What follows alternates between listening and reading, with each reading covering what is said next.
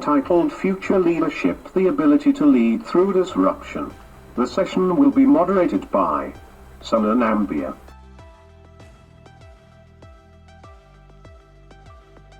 Several changes in the media and learn to adapt on the go as the industry makes you very agile.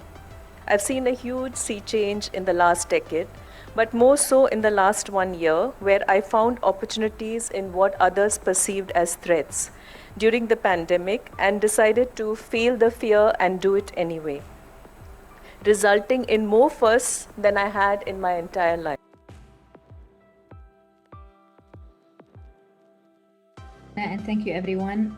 I believe that leadership is about taking things, considering things in advance, taking the responsibility, considering the risk, and being able to be trustworthy.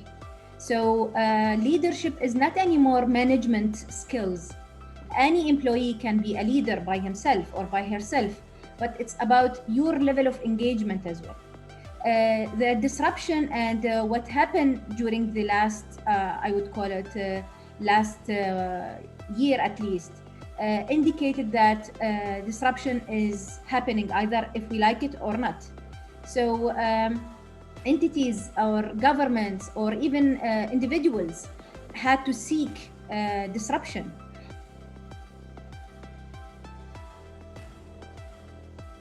Is changing a lot, which it always will be. No matter what, there are still people. And I think in a way, it liberates the good leader to focus on people. So that is in this order, I believe, themselves, then their team, then their customers, and then other stakeholders such as partners, suppliers, investors. So it becomes a more personal task. And I think that's great because, well, we know that people have certain characteristics, human characteristics that are always needed. So my thought on it is that will only become more important as we have increased disruption and exciting new technologies. That's it from me.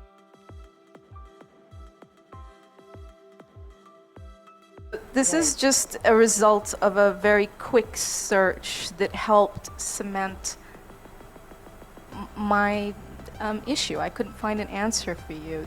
There are great examples. We definitely live in a city and a country that has managed this effectively to the T. We were transported immediately to a safe, online, functional environment. I mean, my immediate response, of course, as an academic was to ensure that I'm still able to transfer knowledge effectively, and thankfully I reside in a nation that gave me everything I needed to do that. Mm-hmm. And so yes, there are outstanding examples of how we were able to navigate as, let's say, a collective, but individuals or individual companies, I'm not able to give you a single example other than my mother and every single mother that had to have a meeting and cook and hush and laundry and still be effective and keep her job. So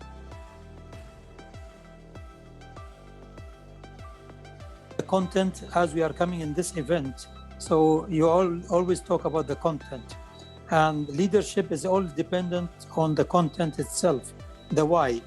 And if we have a clear purpose and a clear massive transformation purpose, that will really generate the right leadership for the right job.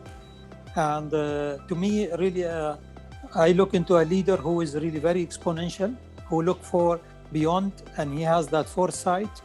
And maybe whenever I will put all these criteria, or you will find it already available in Dubai and in the UAE. The foresight, the empathic leaders, and I will quote His Highness Sheikh Mohammed by saying, when they ask him, which one is better, a lion leading sheep or a sheep leading lions? He came up with his own saying, a lion who leads lion. So leadership to me is how you as a leader generate leaders underneath you who can really lead the movement or the change through any disruption that happens. Because in order for you to think outside the box, you have to find a new box to think in it instead of being lost somewhere. A lot of people thought of outside the box and they never came back. And this is where we need to always use now a new box with new boundaries. Like our leaders, when they say go 10 years, 10x, or go 2040, or go.